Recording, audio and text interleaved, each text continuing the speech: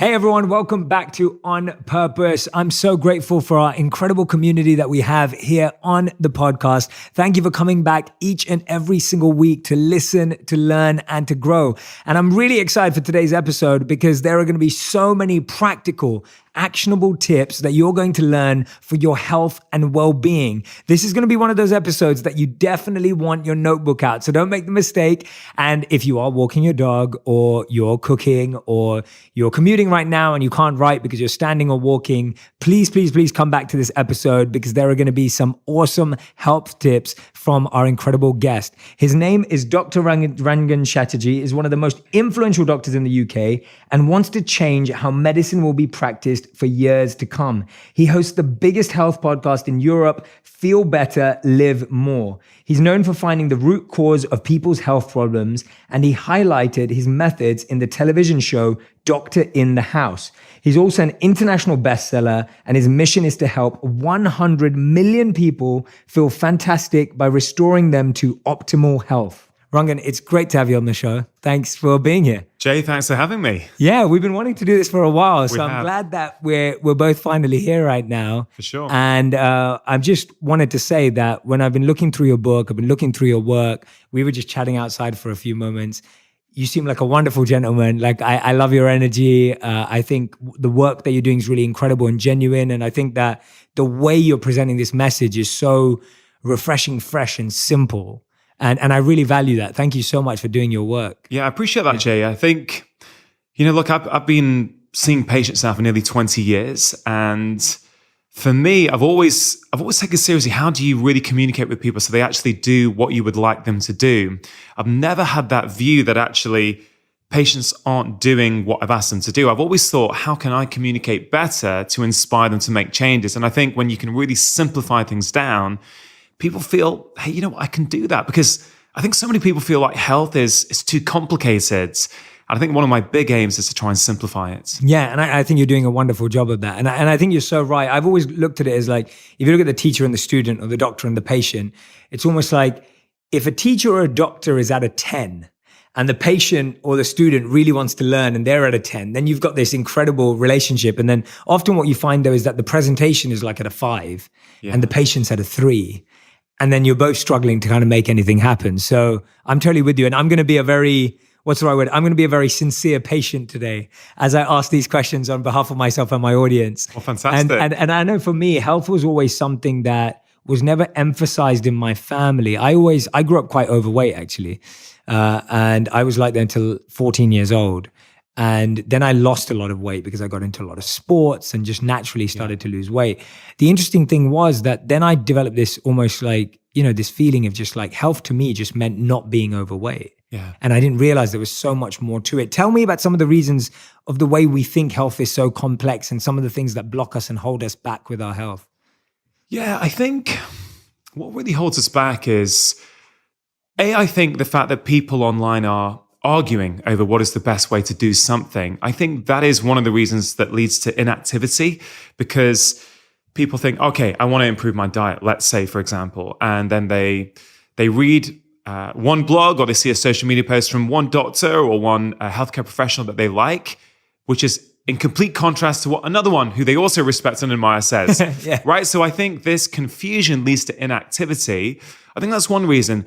I think the other thing is, right. It's a good reason. The other thing for me is that I think we overly focus on one area, okay? Like everyone talks about their diet. Of course, diet is important, but it's only one component. And I guess like what I did in my first book is I talked about 4 key pillars of health. Yes. The 4 areas that I think have the most impact on the way we feel, but also that we've got a fair degree of control over. I think that control piece is important because there's so much out there that we can't control, like, air pollution, for example. Mm-hmm. So I really prefer to focus on the things that we can change. And so my approach is very much about, look, have a look at your own life. Look at these 4 areas. Which one of those pillars do you need the most work in? Most people intuitively know. But I tell you, Jay, what a lot of people do, let's say they change their diet and they're feeling a lot better. Then they'll sort of, like their diet's like 80% good. They'll focus even more on another 5% improvement. Another, I'm having a little bit of sugar on Saturday. I need to cut that out. And they're forgetting the fact that they're only sleeping 5 hours a night or they're chronically stressed out. And so I prefer people to take a much more balanced approach. Sure, change your diet, but don't neglect the other areas. So for me, it's all about small changes in these 4 areas, which make a big, big change. And I've seen it time and time again. It is not about doing the most extreme diet, cutting everything out, never going out socially because actually you can't eat anywhere.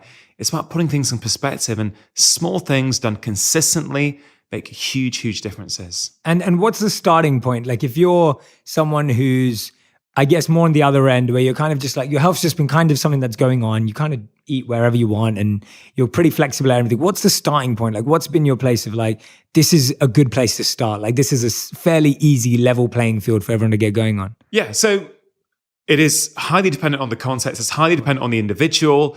Again, I would ask them to look at those 4 areas and think about which one they feel they need the most work in. Food, movement, sleep, and relaxation. Great. Okay. So I think that's a useful place to start. I do. And then you sort of focus on the one area. Let's say you think, actually, you know what? I'm not really moving my body much.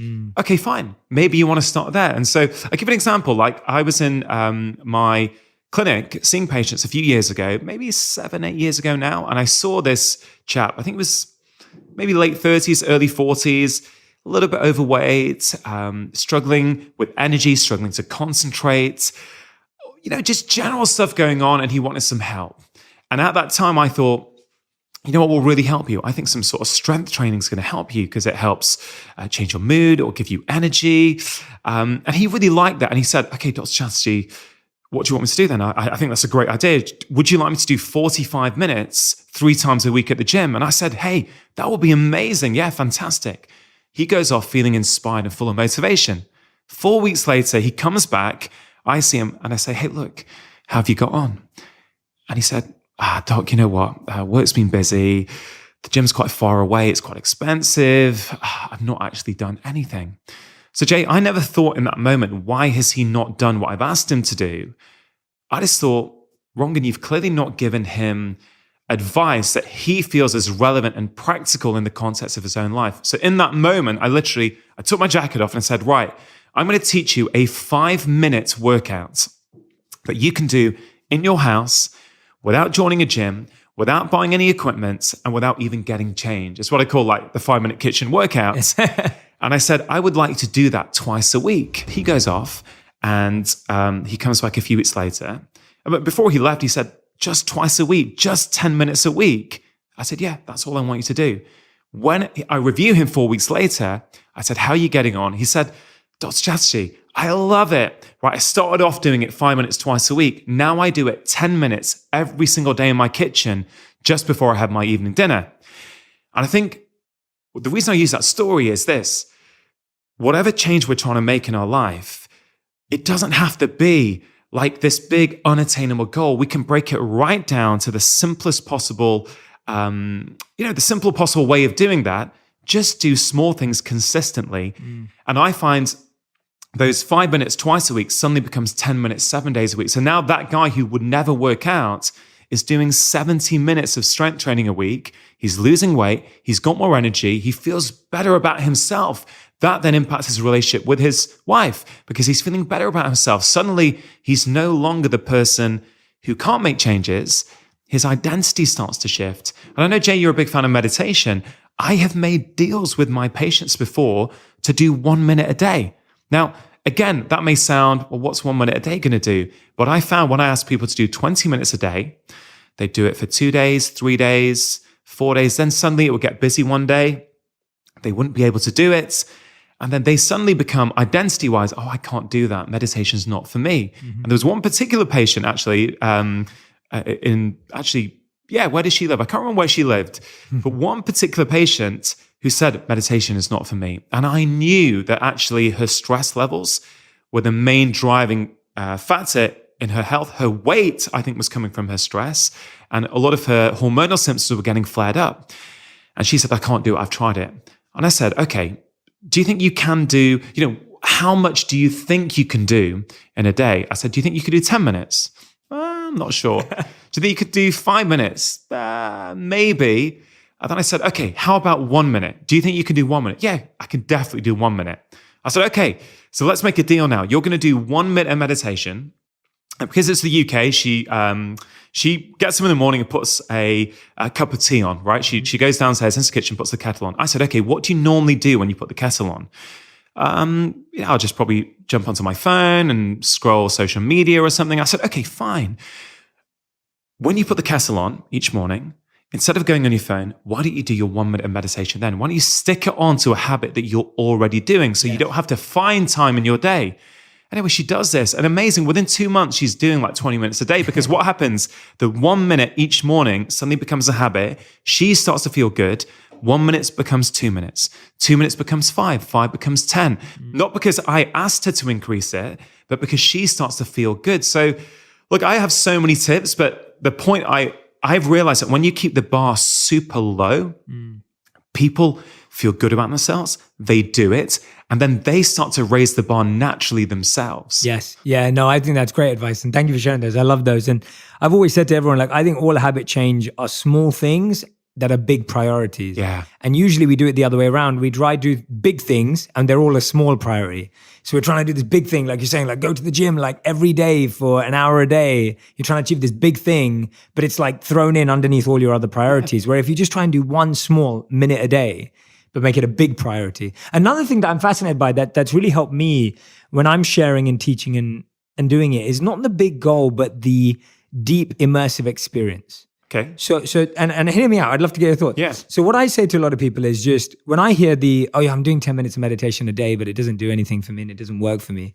For people who can, what I recommend is just like, if you can go away and do a day retreat for meditation, or if you can go to the gym with a personal trainer just for 3 days and you get a really deep experience of what it feels like to really work out, to really have an awesome experience, to really know how to use the machines and what to do and what to do with your mind. When you've had that really deep immersive experience, that leaves such a lasting impression on us that we now go, I want to get back there. I want to do that. Yeah. And sometimes what we're doing is if you only ever do 10 minutes, it's like, it takes me 10 minutes to switch off my mind every day, let alone meditate. Yeah. So it's almost like if you push yourself a little more in the beginning and get a bit of a taste or an experience, it's even like with anything, if you wanted to learn how to surf, and you did it one whole weekend. Yeah. I guarantee you, even if you fell off 1,000,000 times, you'd still have had one glimpse of how cool it would be to surf. Exactly. That you'll do it again. But if you only surf for 10 minutes, you won't get to that point, and then you'll feel like, oh, well, I can't surf. Yeah, I think Jay, that's such a great way of looking at it, because,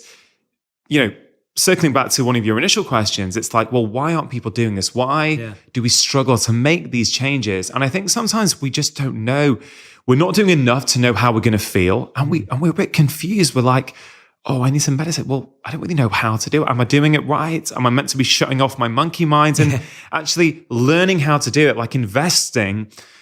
Yeah, sure, it might take a bit of money, but also really investing your time to spend like a day or 2 days learning how to do it. Then I think you can tap into like 5 minutes a day if you want to, because you've got something to, to reference it by. Or, if someone wants to take up yoga, for example, but they're a bit confused, sure, there's many great YouTube channels that people can go and learn. I totally get that. But there's also something super powerful about going to a local class. Yes, 100%. Like go to your class maybe a few times, connect with like-minded people, but then go, you know what? Actually, maybe I can do 10 minutes of this every day. Yeah. Maybe I can do this with my partner for 10 minutes every day. And I think it's really not as complicated as we think. And I think that's my key message that I really try and get across to everyone, whether they're the CEO of a company or whether they're a single mom on benefits, working 2 jobs. I'm super passionate that all of us have the right to good quality health information. I think the same things are affecting people in all walks of life. Sure, the stresses in the life of someone who's on benefits and working 2 jobs and a single mum may be very different stressors from the CEO of a company. But nonetheless, some of those solutions are actually very, very similar. No, I love that point. And one of the things you pointed out there, which I think doesn't get talked about enough, is you talked about being with like-minded people. And how have you seen, when you've worked with people, the difference between people who try and do things collectively, collaboratively, and with that accountability versus people who are just doing things individually? Like, how have you seen that? Because I think that's a really important point you raised there. Yeah, look, I had a really phenomenal experience. So my first 2 TV shows were something called Doctor in the House. And these are people who were struggling with their health. had often been under their primary care doctor, often been under a specialist, often were taking loads of pills, and they still weren't feeling good. And I would go into their houses for 4 to 6 weeks and try and help them. And I'm, super grateful that I managed to help all of them, sometimes get rid of their conditions, but certainly significantly improve the way they felt. Would you live with them as well for 6 weeks? I would actually, yeah. That's insane. Yeah, I would. Not the whole time. I would stay a few nights, which I think, frankly, is probably a bit awkward for me and the family to have this kind of wellness doctor in their house observing everything. But I tell you, you do learn stuff when you do that. You see stuff in a way that you just wouldn't otherwise have seen. You pick up on various things, relationship dynamics, stresses that are going on, how people eat, not only what they eat, how are they eating? I'll tell you one thing from that I really discovered, and this is probably one of my top tips actually, is I went around all these different families around the UK. It's the same here in America. People aren't eating together, right? I would go into families or couples and it would be dinner time. Like the dad might be in the kitchen eating, the mum might be on one end of the sofa watching television, the daughter, the teenage daughter, was on the other end of the sofa on Facebook while she was eating, and the son was somewhere else. I remember it so well. And I would make a recommendation to all of these guys, say, guys, look, I know you guys are busy, you've got different routines, maybe just for one meal a day, if you can, sit around a table together, put your phones off and see what happens. Now, what was really interesting, whether it was a family or whether it was a young couple, right? All of them reported back to me, hey, you know what? Like I'm eating better, but I feel closer to the people around me. Like this couple, the guy said to me, hey, you know what? I can't believe how much it's changed things because I'm talking to my wife now. I'm actually finding out about her day, and we're feeling closer. We're getting more intimate, and all stem from just eating together. And this is something I'm so passionate about that, as I know you are, many times these days, we're with the people who mean the world to us, right? We're with our friends, or we're with our partners, we're with our kids. We're physically with them, but mentally, we're not in the same room. We're sort of lost in our phones. And look, I'm not criticizing. I will do this sometimes, okay? So I'm not trying to say I'm whiter than white here. No, I have this issue as well. It's a constant battle. But even when we're with these people that we love, we're not present. Yes. And I think that is a key thing for us. And it's not about getting rid of your phones, right? It's simply about, hey, a bit of priority, like maybe at meal times, maybe actually when you're out for dinner with your friends, or when you're sitting at home with your family or your girlfriend or your boyfriend, maybe just put the phones away. It is such a simple thing. It makes a huge, huge difference. So that was sort of one element. Yeah, I love that. To talk No, about. that's a great answer. I'm really glad you brought that up. And it's interesting that you observed that when you were living with family, because that's something we don't see. You don't think of that as being a block to health. And I know that for me, and that's one of the reasons what we were talking about earlier. Like I have a commitment with my wife, and that was that I would have dinner 4 to 5 nights a week with her. Yeah. And so like when we first moved to New York and moved to LA, I was getting invited to all these networking events and all these cool places to be, and like dinners with this person, dinners with that person. And it was always just like, I was like, if I can't take my wife with me, I don't want to do that, because then you don't see that person, right? And this one meal a day that you're asking people to do, it's not that difficult to do one meal a day. Jay, look, it's such a good point. There's so much opportunity out there these days. Many of us, we as I do, we look at our Instagram and we're like, oh God, that guy's doing that cool thing, or that, oh, I should do that. I want to do that. You feel like you're missing out if you're not doing this stuff. But we really got to focus internally and go, I would ask people listening to this podcast, who are the people that are actually really important to you? Have you spent real quality time with them recently? If you haven't, that's okay. Just be aware of that and try and figure out, what can I do? Can I give you another example that really illustrates it? So I saw this 36, 37-year-old chap in my clinic, and he was from the outside really, really successful, right? Own business, driving a sports car. He was working late into the evening on his business, emails, Saturdays, Sundays, working all the time. And he came in to see me and he said, Dr. Chatterjee, look, things are starting to change. Like I'm quite low in energy sometimes. I can't maintain my concentration a lot of the time. Sometimes I struggle to get out of bed, and sometimes I'm feeling a little bit low. Is this what depression is? And I said, okay, look, let's try and figure out what's going on. So look, we spent a lot of time talking. I did some tests. They were all normal. And it became super clear to me that he never saw any of his friends. Now, he was actually quite lucky. He lived in the place where he grew up. So he had friends who lived nearby, but he never saw them. He said, yeah, I see what they're up to on social media. So look, he would see pictures of where they were going. He would see pictures of where they were going on holiday. He'd see pictures of what they had for dinner last night, but he wasn't seeing them. And I said to him, look, I tell you what, are you open to this? What I think would be really helpful for you is for the next 6 weeks, I want you to see at least one of your friends once a week. And when you see them, I'd love you to consider putting your phones away and just being really present for the interaction. And he was pretty desperate because he was at a low stage. So he said, yeah, okay, I'll give that a go. 6 weeks later, he comes back in and I say, hey, look, how are you getting on? He said, Doc, I feel like a different person. My energy's up. My mood's better. I'm smashing it at work. I feel really good. I said, okay, great. What did you do? He said, well, the very first time I played five-a-side football with my friends who I'd not seen for years. I said, okay. And then he goes, but after that, we didn't really have time. Every Sunday morning, we went to the local cafe and we just caught up for an hour over a latte. That is all he did. So my question is, did this chap have a mental health problem? He certainly had symptoms that were consistent with that sort of diagnosis. Or was it really that he had a deficiency of friendship in his life?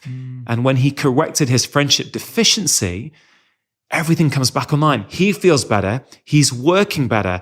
He's more productive. He's got more energy. And I think that's a very powerful story because we are told that we're living in this ultra-connected time, that we've never been this more connected. And sure, in a digital sense, I absolutely agree. But when it comes to real, deep, human, meaningful connection, I'm not sure we've been this isolated. And I think, I don't know, you may have discussed this on the podcast before. Studies have shown that actually the feeling of being lonely is as harmful for your health as smoking 15 cigarettes a day. And I've read that. And if people are wondering why that is, would you mind if I briefly explain that? Yeah, I'm listening. You've got to understand that your stress response is there to keep you safe.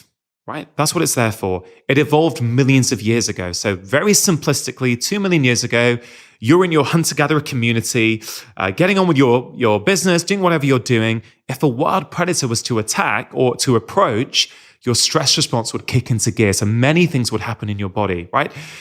Your blood sugar would start to rise so you can run faster. Your amygdala, that's the emotional part of your brain, that would go into high alert so that you're hyper vigilant to all the threats around you. That's an appropriate response when you are literally in danger. The problem today is that our stress responses have been activated not by wild predators, but by our daily lives. So if your email inbox on your to-do list is stressing you out every day, your body might be pushing your blood sugar up every day, which is going to cause low energy, obesity, and ultimately lead to type 2 diabetes. If you're stressed out every day, your amygdala is going to be on high alert. So you're going to be hyper vigilant to all the threats around you. Jay, that's an appropriate response if there's a predator there. That's an appropriate response if we're in downtown LA at night, walking down a street, and we think someone might be following us. You want to be on high alert. But if that's happening day in, day out to your life, that's what we call anxiety. Yeah. Right? So once you understand the fundamentals of the stress response, you can understand why 90% of what a doctor like me sees in any given day is in some way related to stress. So if we go back to this loneliness piece, if you were lonely, why is it so toxic? 2 million years ago, if you were not part of your tribe, if you were outside your tribe, your body is super smart. Your body's figured out that, hey, I'm now vulnerable to attack. I better prepare in case I do get attacked. So your body becomes inflamed, your immune system gets ramped up. All these things happen to protect you. The problem is that's happening to many of us these days from feeling lonely, from this lack of real human connection. It literally changes our biology. This is not kind of the soft stuff, right? This is the real hard biological stuff that we're not talking about enough. I know you make a huge effort on your content that you put out to talk about this stuff, but it is so, so important. And I go back to this 37-year-old patient of mine. I could have diagnosed him. I could have medicated him. Yeah, right? I was just about to ask, yeah. And for me, that may be appropriate in some cases, right? But I'm always trying to get to the root cause of the problem. And he had a friendship deficiency. Yeah, that's amazing, by the way. I love that because I think it's so refreshing to hear you.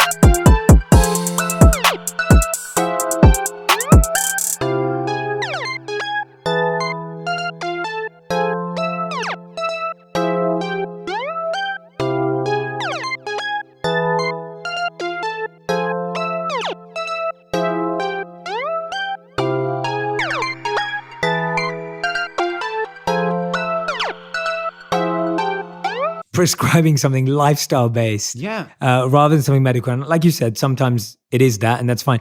What I'm fascinated by, and I think you explained that incredibly well, and I've heard that many times before, but I think you did a great job of actually making it really clear for everyone listening.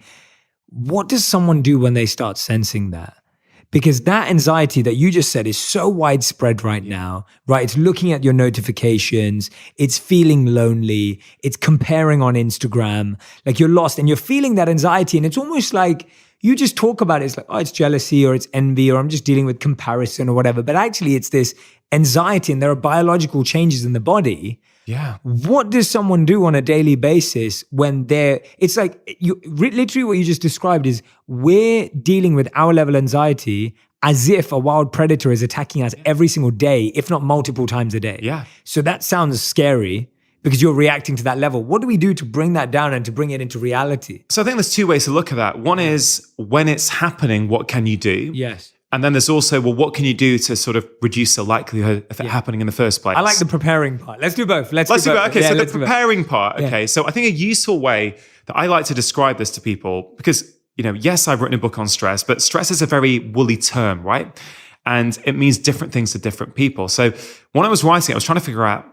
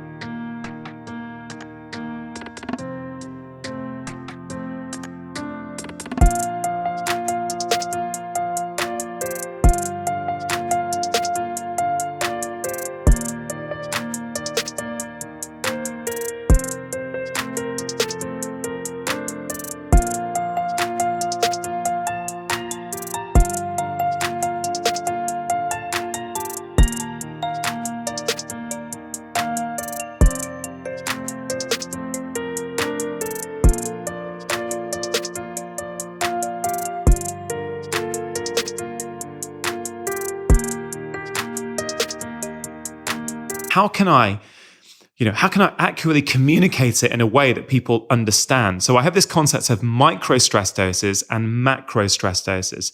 A macro stress dose is, something really, really significant, like a relationship breakup, a bereavement, maybe some trauma, something like that. That is a significant dose of stress that probably needs some form of therapy or something. You have to deal with that and process that in other ways.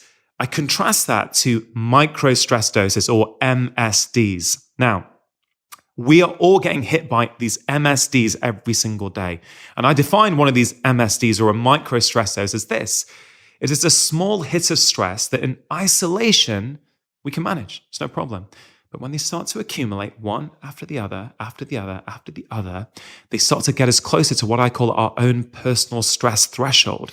When you get to your threshold, that's when the problems happen. That's when that innocent email from your boss becomes a problem. That's when that sort of, that's when you have a row with your partner. That's when you scream at your kids. That's when actually you overreact to something, or you're in the car and someone cuts you up and you start to lose it, right? Because you're at your threshold, because stress is fundamentally normal. So I make the case that you wake up and many people will leave the house in the morning before they get out of the house, they've been hit by 15 micro stress doses. Yeah, definitely. I'll give an example, which I think people might resonate with. So a very typical example today is this.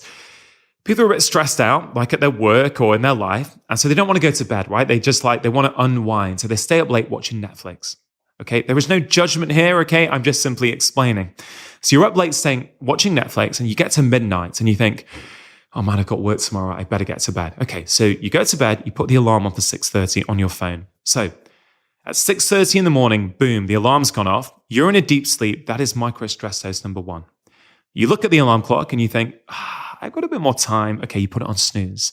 6 minutes later, it comes on again. Micro stress dose number two.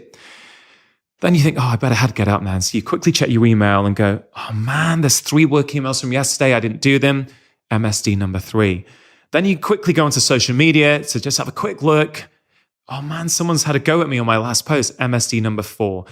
Then you realize, oh my God, I've been in bed for half an hour doing this stuff. I really need to get out of bed now. And MSD number 5. And you can easily see how before you leave the house, you have been hit by 15 MSDs. And that means you are closer to your own stress threshold, which means it won't take much in the day to tip you over.